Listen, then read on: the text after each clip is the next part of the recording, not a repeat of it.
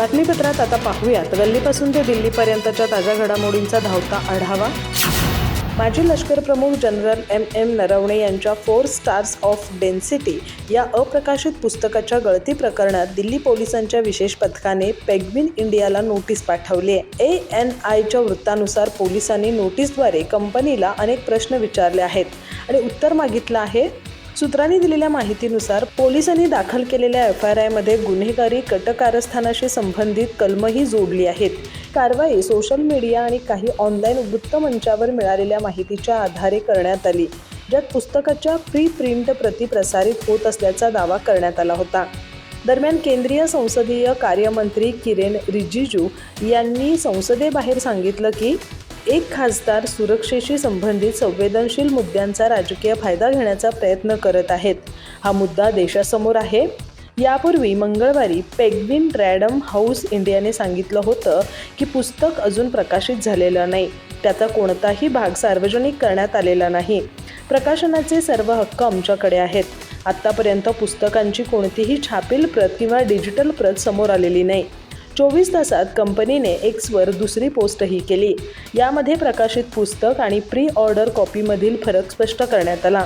पोस्टमध्ये म्हटलं होतं की पुस्तकाची योजना तयार आहे, परंतु सध्या ती विक्रीसाठी उपलब्ध नाही। मुंबईकर गेल्या 25 वर्षांपासून विकासापासून वंचित होते आणि शहराला जलद आणि व्यापक विकासाची आवश्यकता आहे। मुख्यमंत्री देवेंद्र फडणवीस यांच्या मार्गदर्शनाखाली महायुती सरकार मुंबईच्या विकासासाठी सातत्यानं काम करत आहे, असं उपमुख्यमंत्री एकनाथ शिंदे यांनी मुंबई महापौर उपमहापौर यांच्या निवडीनंतर माध्यमांशी बोलताना म्हटलंय। तर मुंबईकरांच्या विकासासाठी महायुती सरकारनं विविध उपक्रम राबवत असल्याचं त्यांनी सांगितलं। एकनाथ शिंदे पुढे बोलताना म्हणाले की बाळासाहेब ठाकरे यांचं स्वप्न होतं की झोपडपट्टी मुक्त मुंबई करायची, त्यासाठी आम्ही 40 लाख लोकांना घरं देणार आहोत। याची सुरुवात SRAच्या माध्यमातून आम्ही केली आहे। मुंबईकरांनी महायुतीला कौल देत खऱ्या अर्थानं विकासाला स्वीकारलं। एकनाथ शिंदे म्हणाले की महापौरपदी बिनविरोध ऋतू तावडे तर उपमहापौरपदी संजय घाडी यांची निवड झाली आहे, त्यांचं मी अभिनंदन करतो। हे दोघेही अनुभवी नेतृत्व आहेत। गेल्या 3.5 वर्षांमध्ये आम्ही मुंबईच्या विकासाला चालना दिली, त्यामुळे जनतेनं आम्हाला निवडून दिलंय। आमच्या आश्वासनांवर आणि वचनांवर मुंबईकरांनी विश्वास दाखवत त्यांनी आम्हाला निवडून दिलंय। एकनाथ शिंदे म्हणाले की मुंबईकरांना विकास पाहिजे म्हणून त्यांनी महायुतीला स्वीकारलं आहे। शहरातील नागरिकांना खड्डेमुक्त मुंबई पाहिजे, भ्रष्टाचारमुक्त आणि प्रदूषणमुक्त मुंबई झाली पाहिजे, तर शुद्ध पिण्याचं पाणी नागरिकांना मिळालं पाहिजे, अशी भूमिका महायुतीची आहे। महायुती सरकार या ध्येयासाठी कटिबद्ध असून शहराच्या जागतिक स्तरावरील विकासासाठी राज्य सरकार आवश्यक ती मदत करेल। पंतप्रधान नरेंद्र मोदी आणि बाळासाहेब ठाकरे यांना अपेक्षित असलेली मुंबई महाराष्ट्र करेल। महायुतीचं सरकार हे नियमबाह्य काम करत नाही।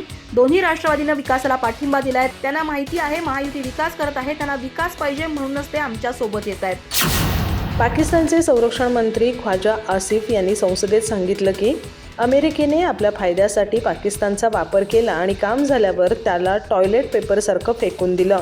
आसिफ म्हणाले की पाकिस्तानने 2 अशा युद्धांमध्ये भाग घेतला जी त्याची स्वतःची नव्हती, तर महाशक्तीची युद्धे होती। त्यांनी 1979 मध्ये सोव्हिएत संघाच्या हस्तक्षेपाचा उल्लेख करत सांगितलं की हे पाऊल अफगाण सरकारच्या नियंत्रणावर उचललं गेलं होतं, परंतु अमेरिकेने याला थेट हल्ला असल्याचं सांगून स्वतःच्या पद्धतीनं कथन तयार केलं।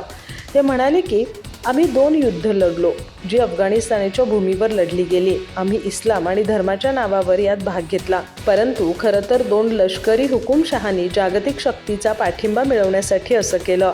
आसिफ यांनी पाकिस्तानच्या अमेरिकेसोबत 1999 नंतर झालेल्या नवीन धोरणात्मक भागीदारीवर प्रश्नचिन्ह उपस्थित केलं। ते म्हणाले की 11 सप्टेंबर 2001च्या हल्ल्यानंतर अमेरिकेसोबत उभं राहण्याची किंमत पाकिस्तान आजही मोजत आहे। आसिफ पुढे म्हणाले की पाकिस्तानी इतिहासातून धडा घेतला नाही आणि आपल्या छोट्या फायद्यासाठी कधी अमेरिका, कधी रशिया तर कधी ब्रिटनकडे झुकत राहिला। ते पुढे म्हणाले आता या देशांचा इथं पूर्वीपेक्षा जास्त प्रभाव आहे, जो 30-40 वर्षापूर्वी नव्हता। त्यांनी हे देखील मान्य केलं की पाकिस्तानचा दहशतवादी इतिहास राहिला आहे। आसिफ म्हणाले की अफगाणिस्तानच्या 2 युद्धांमध्ये सामील होणं ही पाकिस्तानची मोठी चूक होती आणि आज देशात जी दहशतवाद आहे ती त्याच चुकांचा परिणाम आहे। राष्ट्रवादी काँग्रेस शरदचंद्र पवार गटाचे आमदार रोहित पवार यांनी अजित पवार यांच्या बारामतीतील विमान दुर्घटनेबाबत पुन्हा एकदा ठोस भूमिका मांडली आहे। महाराष्ट्रातील पत्रकार परिषदेत त्यांनी मांडलेले सर्व प्रश्न त्यांनी पुन्हा एकदा दिल्लीत पत्रकार परिषदेत मांडले। हे सर्व प्रश्न केवळ भावनिक किंवा वरवरचे नसून प्रत्येक मुद्द्यामागे आधार असल्याचं त्यांनी स्पष्ट केलं। या सादरीकरणातून माध्यमांना संपूर्ण माहिती पाहता किंवा डाउनलोड करता येईल असंही त्यांनी नमूद केलं. महाराष्ट्रानं एक नेता गमावला आणि कुटुंबानं आपला सदस्य गमावलाय. त्यामुळे सर्व शंका निरसन होईपर्यंत हा मुद्दा पुढे नेण्याचा निर्धार त्यांनी व्यक्त केला. तसंच हे सर्व प्रश्न मांडण्यासाठी अमित शहा यांची भेटीसाठी वेळ मागितली असल्याची माहिती देखील त्यांनी दिली. रोहित पवार यांनी म्हटलंय की या अपघाताबाबत अनेक प्रश्न आम्ही उपस्थित केले. हे प्रश्न हवेत ते नाहीत. प्रत्येक मुद्दा आणि त्यामागचा आधार सादरीकरणात आहे. माध्यम प्रतिनिधींनी तो पाहावा. या दुर्घटनेत मी माझ्या काकांना गमावलं आणि महाराष्ट्रानं आपला नेता गमावलाय. त्यामुळे आमच्या सर्व शंका दूर होणं आवश्यक आहे. तोपर्यंत आम्ही हा विषय सोडणार नाही. राज्य आणि केंद्र सरकार तसंच तपास यंत्रणांकडून सकारात्मक प्रतिसादाची अपेक्षा आहे असं त्यांनी म्हटलं आहे. याआधीही रोहित पवार यांनी या दुर्घटनेच्या परिस्थितीवर प्रश्न उपस्थित करत हा केवळ अपघात होता की त्यामागे काही कट कारस्थान आहे का अशी शंका व्यक्त केली होती. बारामतीतील पत्रकार परिषदेत बोलताना त्यांनी सांगितलं होतं की अजूनही अनेकदा दादा परत येतील अशी भावना आहे. काही जण विमानात 6 जण होते, सापडलेलं पार्थिव अजित पवारांचं नव्हतं अशा चर्चा करतायत. मला अजूनही हे एक वाईट स्वप्न वाटतं असं ते म्हणाले होते. या वातावरणामुळे राज्यात संशय, दुःख आणि राजकीय चर्चांचा ताण निर्माण झाल्याचं त्यांनी नमूद केलं. मुख्यमंत्री देवेंद्र फडणवीस यांच्या नेतृत्वातील महायुती सरकारने राज्याच्या जमीन महसूल कायद्यात मोठा बदल केलाय. त्यानुसार आता शेतकऱ्यांना बिगर कृषी वापरासाठी जिल्हाधिकाऱ्यांकडून स्वतंत्र परवानगी घेण्याची कोणतीही गरज नाही. आता बांधकाम आराखडा मंजुरीलाच NA मानलं जाणार आहे. सरकारच्या या निर्णयाचा राज्यातील हजारो शेतकऱ्यांना फायदा होणार आहे. राज्याचे महसूल मंत्री चंद्रशेखर बावनकुळे यांनी मुख्यमंत्री देवेंद्र फडणवीस यांच्या सूचनेनुसार जमीन महसूल कायद्यात बदल केलाय. या बदलानुसार आता अकृषक कर आकारला जाण्याची सुविधा पूर्णतः रद्द करण्यात आली आहे. जमीन मालकांना फक्त एकर कमी रूपांतरण अधिक मूल्य भरावे लागेल. या रकमेच्या भरपाईनंतर जमीन अकृषक वापरासाठी रूपांतरित करता येणार आहे. याशिवाय शेतकऱ्यांना सनद घेण्याची गरजही संपुष्टात आली आहे. बांधकाम आराखडा मंजुरीलाच NA परवानगी मानली जाईल. यामुळे जमीन रूपांतर प्रक्रिया अधिक जलद, सोपी आणि पारदर्शक होईल. उल्लेखनीय बाब म्हणजे आतापर्यंत अकृषक वापरासाठी जिल्हाधिकाऱ्यांकडून स्वतंत्र परवानगी घेणं आवश्यक होतं. यासाठी विविध दस्तऐवज गोळा करताना शेतकऱ्यांच्या नाकी नऊ येत होते. पण महसूल विभागाने तयार केलेल्या नवीन कार्यपद्धतीनुसार शेतकऱ्यांचं काम अधिक सुलभ आणि सोपं होणार आहे. ही कार्यपद्धती राजपत्रातही प्रकाशित करण्यात आली आहे. शासनाच्या या निर्णयामुळे जमीन रूपांतर प्रक्रियेत सुलभता येईल. याशिवाय अकृषक कराचाही त्रास संपेल. महसूल विभागाच्या कार्यपद्धतीत पारदर्शकता येईल.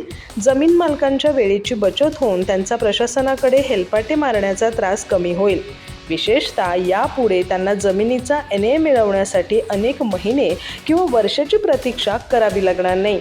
केवळ रूपांतरण अधिमूल्य भरून ते आपली जमीन अकृषक वापरासाठी रूपांतरित करता येणार आहे. अजित पवार यांच्यासारखे नेते अपघातात गेल्यानंतर त्यांच्या जवळच्या व्यक्तींकडून अनेक वेगवेगळी विधानं करण्यात आली. रोहित पवारांनी काल त्रयस्थ एजन्सीमार्फत चौकशी करण्यात यावी अशी मागणी केली आहे. पण त्यांचे नेते शरद पवार यांनी यापूर्वीच सांगितलंय की अजित पवारांच्या विमानाचा अपघात झालाय, यावर कोणी राजकारण करू नये. यावर ज्या शंका होत्या त्यावर मुख्यमंत्री देवेंद्र फडणवीस यांनी चौकशीचे आदेश आधीच दिलेत असं राज्यमंत्री पंकज भोयर यांनी म्हटलंय. पंकज भोयर म्हणाले की विमान अपघात प्रकरणी जे विभाग असतात त्यांच्या माध्यमातून चौकशी सुरू आहे. आपल्या देशातील चौकशी संस्था या सक्षम आहेत. चौकशीतून जे काही घडलं ते समोर येईल. आपल्या ज्या संस्था आहेत, ज्या चौकशी करतात त्या सक्षम आहेत. यात जर काही चुकीचं घडलं असेल तर संबंधितांवर कारवाई करण्यात येईल. विमान कंपनीबाबत DGCAच्या अहवालानंतर चौकशीचा निर्णय होईल असंही भोयर यांनी म्हटलं आहे. पंकज भोयर म्हणाले की सुनेत्रा पवार यांना उपमुख्यमंत्री करण्याचा निर्णय त्यांच्या पक्षाचा होता. राष्ट्रवादी काँग्रेसच्या नेत्यांनी मुख्यमंत्री फडणवीस यांच्याशी चर्चा केली आणि पुढील घडामोडी घडल्या असं म्हणत त्यांनी रोहित पवारांनी केलेला दावा खोडून काढला. सुनेत्रा पवार यांना उपमुख्यमंत्री व्हायचं नव्हतं असं रोहित पवार यांनी पत्रकार परिषदेत म्हटलं होतं. पंकज भोयर म्हणाले की चंद्रपूर मनपाची निवडणूक पार पडली त्यावेळी तिथं कोणत्या एका पक्षाला बहुमत मिळालेलं नव्हतं. त्यामुळे प्रत्येक पक्षाला वाटत होतं की या ठिकाणी आपला महापौर बसावा. उबाटाच्या स्थानिक नगरसेवकांना वाटलं की आपल्या चंद्रपूरचा विकास झाला पाहिजे, ते फक्त भाजप करू शकतं, म्हणून त्यांनी भाजपला पाठिंबा दिला आणि चंद्रपूर मनपामध्ये भाजपचा महापौर झाला. स्थानिक स्वराज्य संस्थेच्या निवडणुकीत स्थानिक नेते निर्णय घेत असतात. त्यामुळे स्थानिक नगरसेवकांनी विकासासाठी भाजपला पाठिंबा दिला. भाजप आणि महायुतीला राज्यात विकासाचं राजकारण करायचं आहे. मागच्या 10 वर्षात देवेंद्र फडणवीस यांच्या नेतृत्वात महायुतीनं राज्यात अनेक विकासाची कामं केली आहेत. त्यामुळे जनतेचा पूर्ण विश्वास महायुती आणि भाजपवर आहे. त्यामुळे आपण विकासासोबत जावं असं स्थानिकांना वाटतं. मुख्यमंत्री देवेंद्र फडणवीस यांनी दिवंगत उपमुख्यमंत्री अजित पवार यांच्या अपघाती निधनाचे सत्य निश्चितच बाहेर येईल असा ठाम विश्वास व्यक्त केलाय. या प्रकरणी त्यांनी राष्ट्रवादी काँग्रेस शरदचंद्र पवार पक्षाचे आमदार रोहित पवार यांना त्यांच्याकडील पुरावे तपास यंत्रणांना देण्याचं आवाहन केलंय. अजित पवार आपल्या सर्वांचे लाडके नेते होते. त्यांच्या निधनाचं सत्य बाहेर यावं असं प्रत्येकाला वाटतंय. या प्रकरणी योग्य तो तपास सुरू असून सर्वांनी भारतीय तपास यंत्रणांवर विश्वास दाखवला पाहिजे. रोहित पवारांनीही त्यांच्याकडील पुरावे तपास यंत्रणांना दिले पाहिजेत असं त्यांनी म्हटलं आहे. मुख्यमंत्री देवेंद्र फडणवीस आणि उपमुख्यमंत्री एकनाथ शिंदे यांच्या उपस्थितीत आज मुंबईच्या महापौर आणि उपमहापौर पदाची निवडणूक झाली. त्यानंतर पत्रकारांशी संवाद साधताना त्यांनी अजित पवारांच्या अपघाती निधनाविषयी आमदार रोहित पवार यांनी व्यक्त केलेल्या संशयावर विस्तृत भाष्य केलं. मुख्यमंत्री म्हणाले, मी रोहित पवार काय बोलले हे मी ऐकलं नाही. माझ्याकडे जी काही माहिती आहे त्यानुसार त्यांनी काही प्रेझेंटेशन केलंय. अजित पवारांच्या मृत्यूविषयी वेगवेगळ्या माध्यमांनी आणि लोकांनी ज्या शंका उपस्थित केल्यात त्याच शंका त्यांनी उपस्थित केल्यात. ते पुढे म्हणाले, अजित पवार हे आपले महाराष्ट्राचे लाडके आणि वरिष्ठ नेतृत्व होतं. त्यामुळे त्यांच्या अपघाताची पूर्ण, सखोल आणि नीट चौकशी झाली पाहिजे. ही मागणी चुकीची नाही. मीच सर्वप्रथम ही मागणी केली होती. मी या प्रकरणी केंद्र सरकारला पत्र लिहून या अपघाताची योग्य प्रकारे चौकशी करावी असं सांगितलं होतं.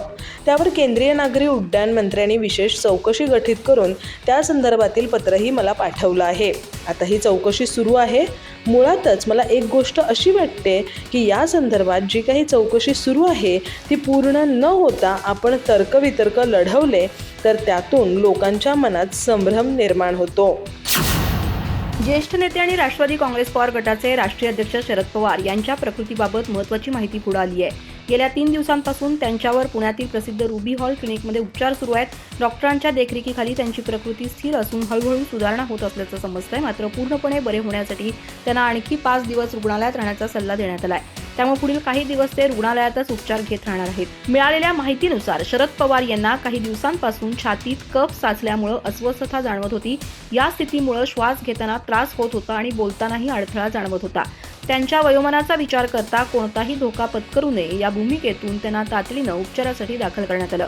लक्षणं गंभीर नसली तरी काळजीपूर्वक उपचार करण्याचा निर्णय डॉक्टरांनी घेतला. रुग्णालयात दाखल झाल्यानंतर तज्ज्ञ डॉक्टरांच्या मार्गदर्शनाखाली त्यांच्या विविध तपासण्या करण्यात आल्या. औषध उपचारांद्वारे छातीतील कफ कमी करण्यावर सध्या भर दिला जातोय. त्यांचा वाढता जनसंपर्क, सततची धावपळ आणि लोकांशी संपर्क लक्षात घेता संसर्गाचा धोका टाळण्यासाठी डॉक्टरांनी त्यांना पूर्ण बेड रेस्टचा सल्ला दिलाय. त्यामुळे उपचारांना अधिक परिणामकारक प्रतिसाद मिळेल असा डॉक्टरांचा विश्वास आहे. शरद पवार यांची प्रकृती स्थिर असली तरी संसर्ग वाढू नये म्हणून रुग्णालयात भेटीगाठींवर निर्बंध घालण्यात आलेत. कार्यकर्ते, नेते आणि चाहत्यांना सध्या भेटण्यास मनाई करण्यात आली आहे. डॉक्टरांनी दिलेल्या 5 दिवसांच्या सल्ल्यामुळे त्यांच्या सर्व नियोजित कार्यक्रमांमध्ये बदल करण्यात आलेत. आगामी दौरे, बैठका आणि सार्वजनिक कार्यक्रम तात्पुरते रद्द करण्यात आलेत. अधिक माहिती आणि ताज्या घडामोडींसाठी आजच आमचे चॅनल सबस्क्राईब करा.